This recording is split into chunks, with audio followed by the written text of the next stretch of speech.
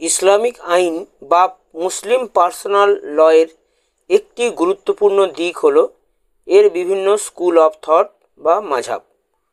মুসলিম সমাজে প্রধানত দুটি সম্প্রদায়, শিয়া ও সুন্নি, এবং এই দুটি সম্প্রদায়ের আবার বিভিন্ন আইনগত শাখা রয়েছে। এই ভিডিওতে আমরা জানব শিয়া ও সুন্নি সম্প্রদায় কিভাবে আলাদা হলো, তাদের নেতৃত্ব ও ধর্মীয় দৃষ্টিভঙ্গির পার্থক্য, এবং প্রতিটি স্কুল অব লয়ের বৈশিষ্ট্য, চিন্তাধারা ও ভৌগোলিক বিস্তার। এই বিষয়গুলি জানলে বোঝা যাবে মুসলিম সমাজে আইন কিভাবে ধর্ম, ইতিহাস ও সংস্কৃতির সঙ্গে গভীরভাবে জড়িয়ে আছে। চলুন শুরু করি স্কুল অফ মুসলিম ল সম্পর্কে বিস্তারিত আলোচনা। Hello everyone, welcome to your law school. মুসলিম আইনের প্রধান দুটি সম্প্রদায় রয়েছে, একটি হলো সুন্নি এবং অপরটি হলো শিয়া। এই দুই সম্প্রদায়ের বিভাজনের মূল কারণ আমরা আলোচনা করব। শিয়া ও সুন্নি বিভাজনের কারণ।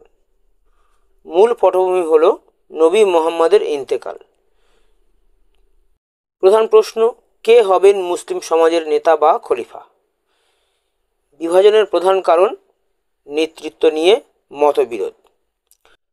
নবী মুহাম্মদের মৃত্যুর পর প্রধান প্রশ্ন ছিল কে হবেন মুসলিম সমাজের নেতা বা খলিফা। সুন্নি সম্প্রদায়ের অবস্থান এবং শিয়া সম্প্রদায়ের অবস্থান এখানে কেমন হবে সেটা আমরা আলাদা আলাদাভাবে দেখব। সুন্নি সম্প্রদায়ের অবস্থান বলতে যদি আমরা দেখি, তাহলে সুন্নি সম্প্রদায়ে মনে করত যে নেতৃত্ব নির্বাচনে যোগ্যতা ও গ্রহণযোগ্যতা গুরুত্বপূর্ণ। খলিফা হওয়ার জন্য নবীর পরিবারভুক্ত হওয়া জরুরি নয়। প্রথম চারজন খলিফা ছিলেন কারা? না, আবু বকর, ওসমান, ওমর এবং আলী। এবং নেতৃত্বকে রাজনৈতিক ও প্রশাসনিক দায়িত্ব হিসাবে এখানে দেখা হয়। এটা যদি আমরা বিস্তারিতভাবে ব্যাখ্যা করি তাহলে আমরা কি দেখব না, সুন্নিরা বিশ্বাস করত যে খলিফা হওয়ার জন্য নবী পরিবারভুক্ত হওয়া জরুরি নয়, বরং একজন যোগ্য ধার্মিক ও সাহাবীদের মধ্যে গ্রহণযোগ্য ব্যক্তি হয় যথেষ্ট। এই সময় যারা নেতৃত্ব দিয়েছিলেন, অর্থাৎ যারা খলিফা হয়েছিলেন, তাদেরকে রাজনৈতিক ও প্রশাসনিক দায়িত্ব মনে করা হয়। শিয়া সম্প্রদায়ের অবস্থান। শিয়া সম্প্রদায় এখানে মনে করত কি না, নেতৃত্ব নবীর পরিবার থেকে আসা উচিত, অর্থাৎ হযরত আলী রাদিয়াল্লাহু তাআলা আনহুর আমল থেকে যেটা শুরু হয়েছে, এবং ইমামত কেবল নবীর বংশধরদের মধ্যে সীমাবদ্ধ, এবং ইমামগণ অপরাধমুক্ত ও ঐশী জ্ঞান সম্পন্ন।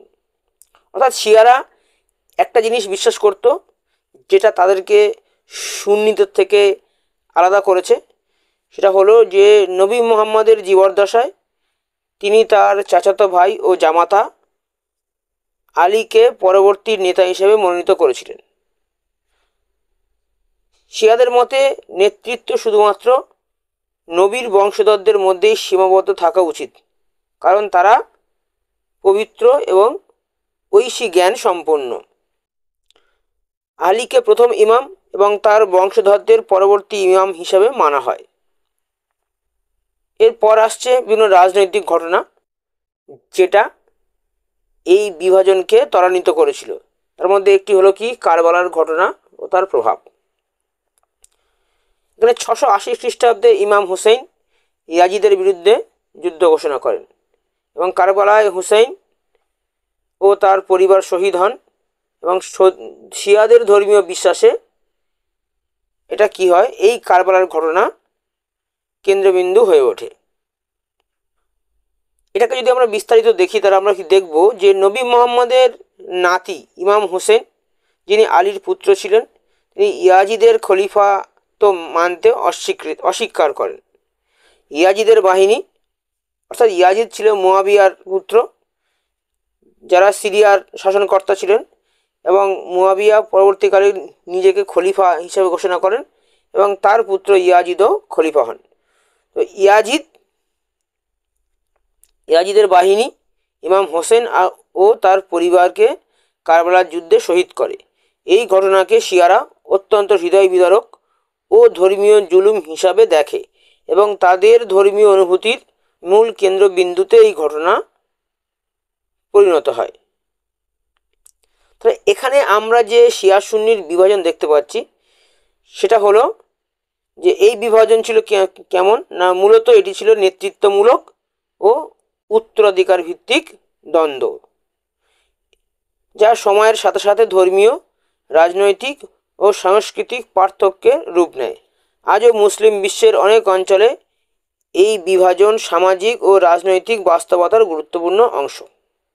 এবার আমরা আলোচনা করব সুন্নি সম্প্রদায় আছে সেই সুন্নি সম্প্রদায়ের 4টি শাখা সম্পর্কে। অর্থাৎ সুন্নি সম্প্রদায়ের কয়টি শাখা আছে না, 4টি শাখা আছে। প্রথম হলো হানাফি সম্প্রদায়, এরা যুক্তিবাদী, এদের মধ্যে নমনীয়তা আছে, এরা কিয়াস ও ইজমা বিশ্বাস করে। দিয়ে হচ্ছে মালিকি, এরা মদিনার রেওয়াজ বিশ্বাস করে এবং রক্ষণশীল। সাফি, যারা গঠনতান্ত্রিক এবং শ্রেণীবিন্যাসযুক্ত উৎসকে মানে, এবং হাম্বলি, রক্ষণশীল, হাদিস নির্ভর ও যুক্তি এখানে সীমিত। এটাকে আমরা বিস্তারিতভাবে আলোচনা করব। প্রথম যে স্কুল আছে সেটা হলো হানাফি স্কুল। প্রতিষ্ঠাতা ইমাম আবু হানিফা, যিনি 8ম শতকে ছিলেন। তিনি যুক্তিভিত্তিক চিন্তাধারার পক্ষে ছিলেন এবং ইসলামী আইনকে সময়োপযোগী করে প্রয়োগের পক্ষে মত দেন।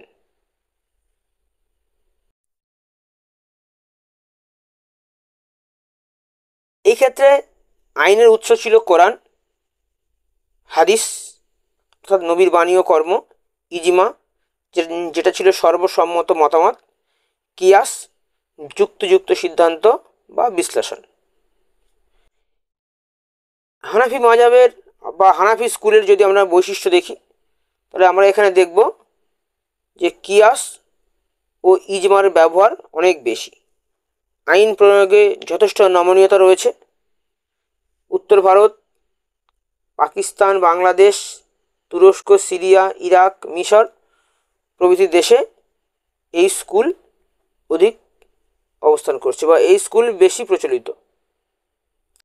এরপর রয়েছে মালিকি শাখা বা মালিকি স্কুল। প্রতিষ্ঠাতাকে ইমাম মালিক ইবনে আনাস। তিনি কোরআনের পাশাপাশি মদিনায় প্রচলিত প্রথা ও রেওয়াজকে আইনের উৎস হিসাবে মানতেন। অর্থাৎ যেহেতু নবী মুহাম্মদ মক্কা থেকে মদিনায় হিজরত করেছিলেন এবং সেখানে তিনি জীবনের শেষ দিন অতিবাহিত করেছেন, সেই জন্য মালিকি শাখা এখানে এরা কী করে না, মদিনায় প্রচলিত যে প্রথা এবং রেওয়াজ সেটাকে আইনের উৎস হিসাবে মেনে চলে। ঠিক আছে, তো এখানে আইনের উৎস কী কী আছে? কোরআন, হাদিস এবং মদিনার আমল, অর্থাৎ মদিনার জনগণ যে ঐতিহাসিক রেওয়াজ করে সেটি, এবং ইজমা ও কিয়াস। এর আমরা কিছু বৈশিষ্ট্য পাই। সেটা হচ্ছে কি না, নবীর শহর মদিনার সামাজিক রীতিনীতিকে খুব গুরুত্ব দেয়, রক্ষণশীল এবং পরম্পরা ভিত্তিক দৃষ্টিভঙ্গি মেনে চলে। এর প্রচলন কোথায় আছে? উত্তর আফ্রিকা, মরক্কো, আলজেরিয়া, তিউনিশিয়া এবং ইউরোপের স্পেন দেশে, যেহেতু একসময় ইসলামের বিস্তার ঘটেছিল, সেই স্পেন দেশে মালিকি শাখা বিস্তার করেছে। 3 নম্বর শাখা হচ্ছে কি সাফি শাখা, সাফি স্কুল। প্রতিষ্ঠাতা ইমাম মোহাম্মদ ইবনে ইদ্রিস আল সাফি। তিনি ইসলামী আইন শাস্ত্রে একটি নিয়মিত পদ্ধতির প্রতিষ্ঠা করেন যেখানে প্রত্যেকটি উৎসের মাঝে স্পষ্ট শ্রেণীবিন্যাস আছে। এক্ষেত্রে আইনের উৎস হলো কোরআন, হাদিস, ইজমা, কিয়াস।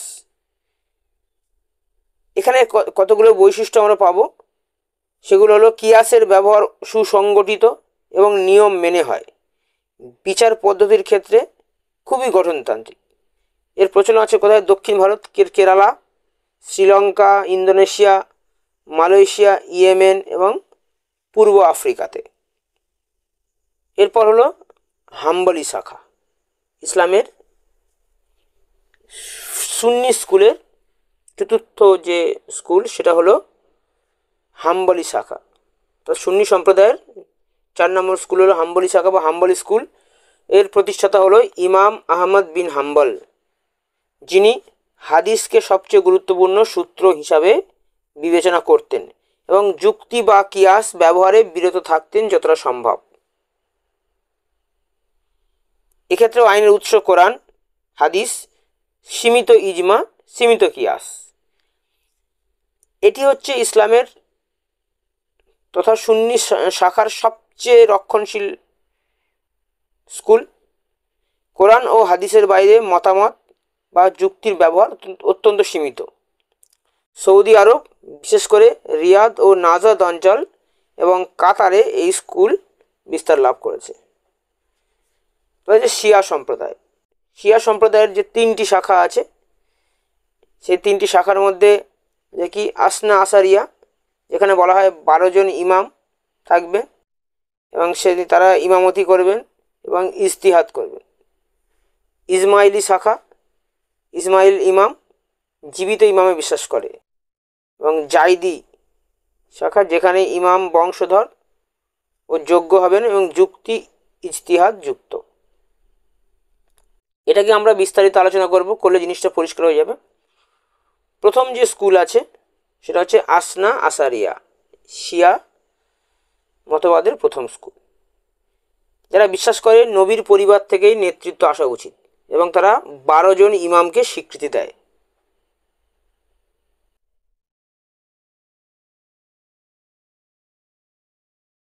এর প্রচলন আছে কোথায়? ইরান, ইরাক, ভারতের লখনৌ, মুর্শিদাবাদ এবং পাকিস্তানে এই সম্প্রদায় আছে। এর উপদল হচ্ছে 2টি। একটি হলো আকবরী, যেটা কিনা কোরআন এবং হাদিসে সীমাবদ্ধ, যুক্তি বা ইজতেহাদ স্বীকার করে না। আরেকটি হলো কি উসুলি, যারা যুক্তি ও চিন্তার স্বাধীনতা স্বীকৃতি দেয়, ইজতিহাদের মাধ্যমে সিদ্ধান্ত গ্রহণ করে।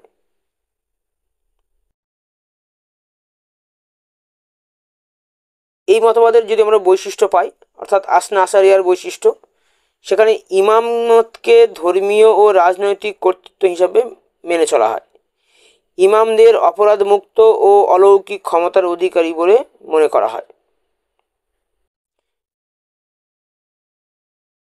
পরবর্তী যে স্কুল আছে সেটা হলো ইসমাইলি স্কুল বা ইসমাইলি শাখা। ষষ্ঠ ইমাম জাফর সাদিকের ছেলে ইসমাইল ছিলেন প্রকৃত ইমাম, এটাই তাদের বিশ্বাস। এর উপশাখা 2টি, একটি হলো খোজা এবং অপরটি হলো বোহরা। খোজা হলো দক্ষিণ এশিয়ান এবং আগা খানিরা এই দলভুক্ত। আগা খানিরা বিশ্বাস করে যে তাদের ইমাম হচ্ছে আধুনিক সময়ে জীবিত একজন নেতা, যাকে তারা আগা খান নামে সম্মান দেয়। ঠিক আছে। এদের বর্তমান ইমাম হচ্ছে আগা খান 4, যার পুরো নাম প্রিন্স শাহ করিম আল হুসাইনি আগা খান। তিনি বর্তমানে এই সম্প্রদায়ের 49তম ইমাম। তিনি 1957 সাল থেকে নেতৃত্ব দিয়ে আসছেন। আগা খানিরা ইমামকে শুধু ধর্মীয় নেতা নয়, বরং আধ্যাত্মিক ও সামাজিক নেতৃত্বের উৎস বলে মানে। তাদের ইবাদতখানা বা প্রার্থনা স্থানকে জামাতখানা বলা হয়। বোহরা, এরা ইসমাইলি শিয়া সম্প্রদায়ের একটি শাখা, যারা ঐতিহাসিকভাবে দক্ষিণ এশিয়া ও আরব অঞ্চলে ব্যবসায়িক কর্মকাণ্ডে যুক্ত ছিলেন। তারা মূলত দাউদি বোহরা, সুলেমানি বোহরা, আলাবি বোহরা নামে 3টি উপগোষ্ঠীতে বিভক্ত, তবে সবচেয়ে বৃহৎ ও পরিচিত গোষ্ঠী হলো দাউদি বোহরা। পরবর্তী যে স্কুল আছে শিয়া সম্প্রদায়ের বা তৃতীয় স্কুল, সেটা হলো জাইদি স্কুল। এর প্রতিষ্ঠাতা ইমাম জায়েদ ইবনে আলী। এদের বিশ্বাস শুধুমাত্র নবীর বংশধর হলেই ইমাম হওয়া যায় না, যোগ্যতাও থাকতে হবে। এই মতবাদের যদি আমরা বৈশিষ্ট্য দেখি, তাহলে আমরা দেখতে পাবো সুন্নি মতের সঙ্গে এদের কিছুটা মিল রয়েছে। কোরআন ও হাদিসের পাশাপাশি যুক্তি ও ইজতিহাদ ব্যবহার করে। প্রচলন কোথায় আছে? ইয়েমেন এবং ভারতের দমন অঞ্চলে। জাইদি শাখা মূলত একক ঐতিহাসিক ধারা অনুসরণ করে এবং এর তেমন কোনো বিশিষ্ট উপদল বা ভিন্ন মতাবলম্বী গোষ্ঠী নেই, যেমনটি ইসমাইলি বা আসনা আশারিদের মধ্যে দেখা যায়। তবে ইতিহাস ও রাজনৈতিক বাস্তবতার কারণে কিছু ভিন্ন মত গড়ে উঠলেও তারা উপদল হিসাবে প্রাতিষ্ঠানিকভাবে আলাদা হয়ে দাঁড়ায়নি।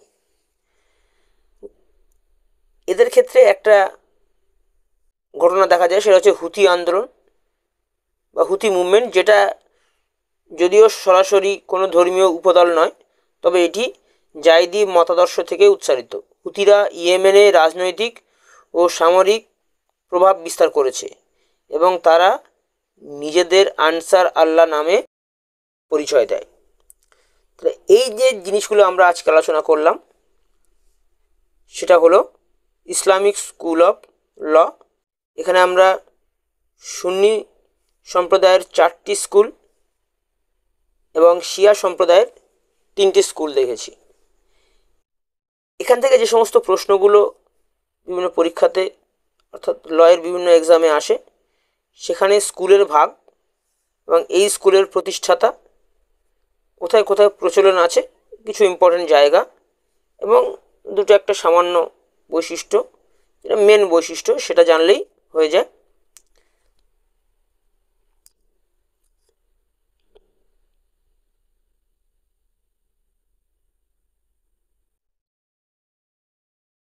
এটাই হচ্ছে আমাদের স্কুলস অফ মুসলিম ল বা মুসলিম আইনের শাখা ও মতবাদসমূহ।